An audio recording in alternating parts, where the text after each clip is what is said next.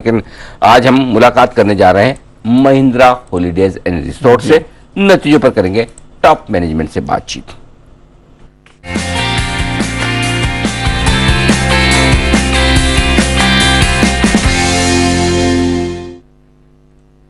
पहले नतीजे में आपके सामने रख दूं जो कि कल आए हैं। महिंद्रा हॉलीडेज के आय 9% बढ़कर 602 करोड़ पर पहुंची है। कामकाजी मुनाफे में दिखी है 12% की बढ़त, 91 करोड़ पर ईबिटा का आंकड़ा पहुंचता हुआ दिखा है।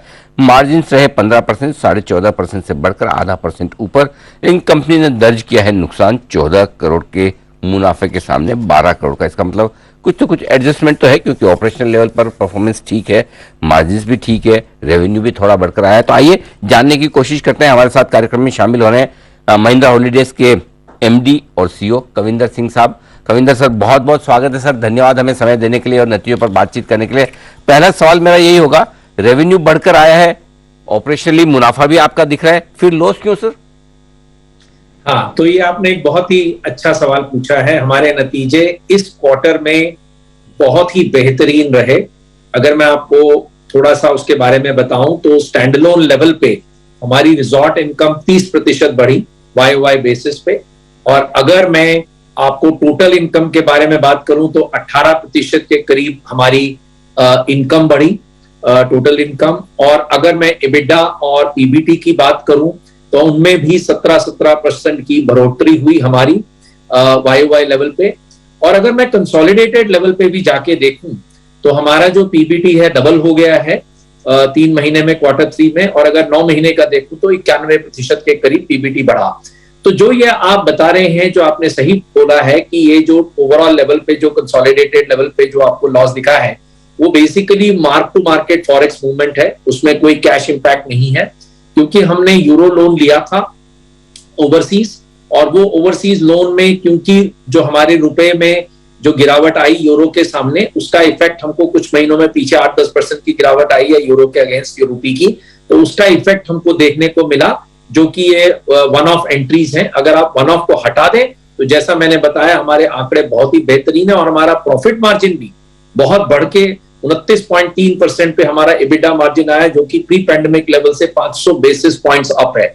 हमारा ऑपरेटिंग कैश इस क्वार्टर में 377 करोड़ रहा, और अगर हम पिछले क्वार्टर को जाएं, Q3 लास्ट ईयर में 252 करोड़ था, तो बहुत ही बेहतरीन 25-26% से कैश भी बढ़ा है।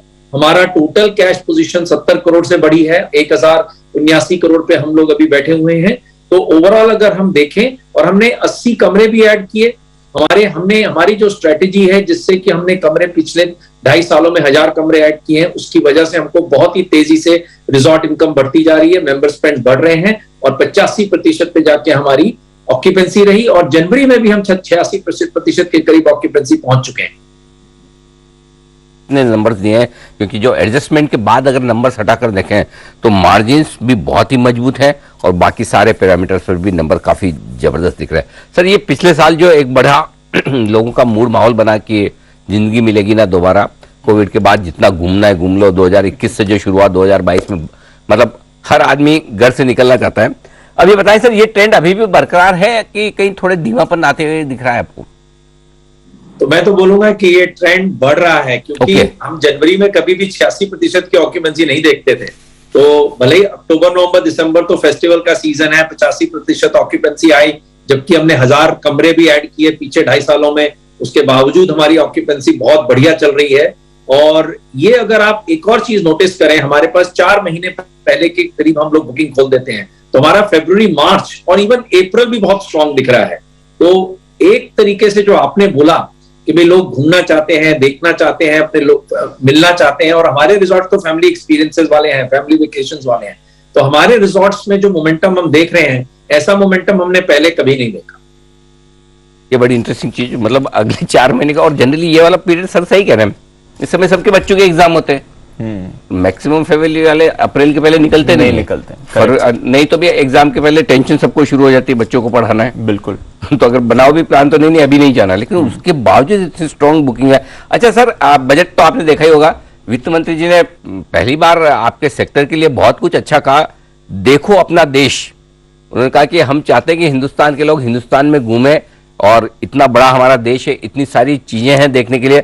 बताएं सर, बजट में आपके लिए अनाउंसमेंट्स कैसे रहे सेक्टर के लिहाज से? हाँ, ये जो देखो अपना देश वाला जो आपने बात कही, तो उससे मुझे याद आया कि हमारा तो कैंपेन ही चल रहा है कई महीनों से, we cover India you discover India.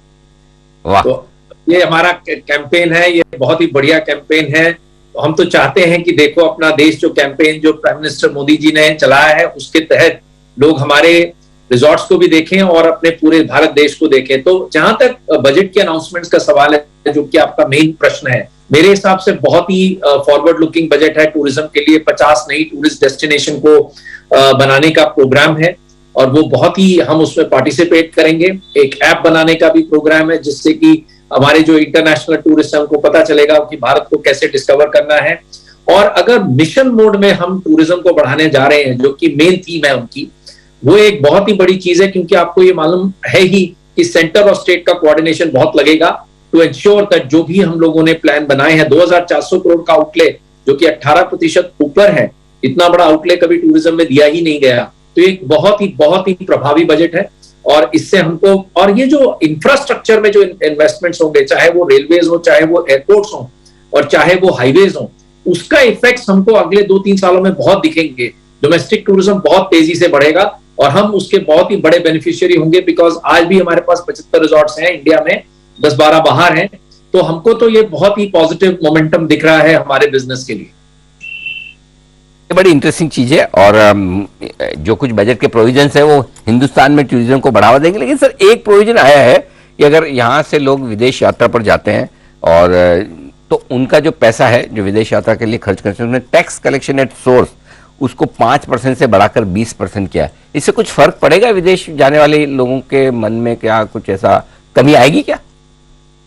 अगर आप इसको ध्यान से देखें तो ये एक्चुअली कॉस्ट नहीं है, ये कैश फ्लो इशू है। कल अगर मुझे बाहर घूमने जाना है तो मुझे 20% का टैक्स कलेक्शन एट सोर्स होगा, तो मेरी जो कैश है थोड़ा ज्यादा लग जाएगा, मगर उसके बाद मैं उसको टैक्स रिफंड ले सकता हूं। तो ये एक्चुअली कॉस्ट नहीं है, ये कैश फ्लो इशू है at an individual level. Yes, हो सकता है कि ये जो बाहर टूर पैकेजेस वाले जो बिजनेसेस हैं, हमारा वो बिजनेस नहीं है, उनको थोड़ी सी डिमांड में मंदी आए। बट जहां तक अगर आप ध्यान से देखें तो ये सिर्फ कैश फ्लो का इशू है, ये एक्चुअली कोई एक्स्ट्रा कॉस्ट नहीं है। जहां तक हमारे बिजनेस का सवाल है, हमारे बिजनेस में इंटरनेशनल हमारा एक्सपोजर ज्यादा नहीं है। हमारी एक सेपरेट सब्सिडी है हॉलिडे क्लब रिजॉर्ट्स, जो कि इंडियन टूरिज्म पे डिपेंडेंट नहीं है। तो हमारे अपने बिजनेस में ये हम सोचते हैं कि अगर लोग देखो अपना देश और इंडिया में ज्यादा ट्रैवल करेंगे ये सोच के कि हमको टैक्स कलेक्शन एट सोर्स 20% पे नहीं देना है, तो उसका फायदा तो हमको होगा ही होगा, क्योंकि हम तो 75 रिजॉर्ट्स इंडिया में इस समय हैं और चला रहे हैं और अच्छी ऑक्यूपेंसी भी इस समय हमको दिख रही है। बिल्कुल ठीक बात है सर। तो ये कैश फ्लो इश्यू है वैसे, और जो भी टैक्स कटेगा उसकी आप आगे छूट तो ले ही सकते हैं। कविंदर सर, बहुत बहुत धन्यवाद आपका। नतीजों पर, बजट के प्रोविजंस पर और आगे के आउटलुक पर आपने बहुत ही स्ट्रॉन्ग स्टेटमेंट दिया है। धन्यवाद सर, जल्द आपसे फिर मुलाकात होगी। Thank you so much. Thank you जी। निफ्टी फिर से मजबूत होता हुआ दिखा है, 50 अंक ऊपर निफ्टी है, सेंसेक्स 350 अंक ऊपर और 450 अंक ऊपर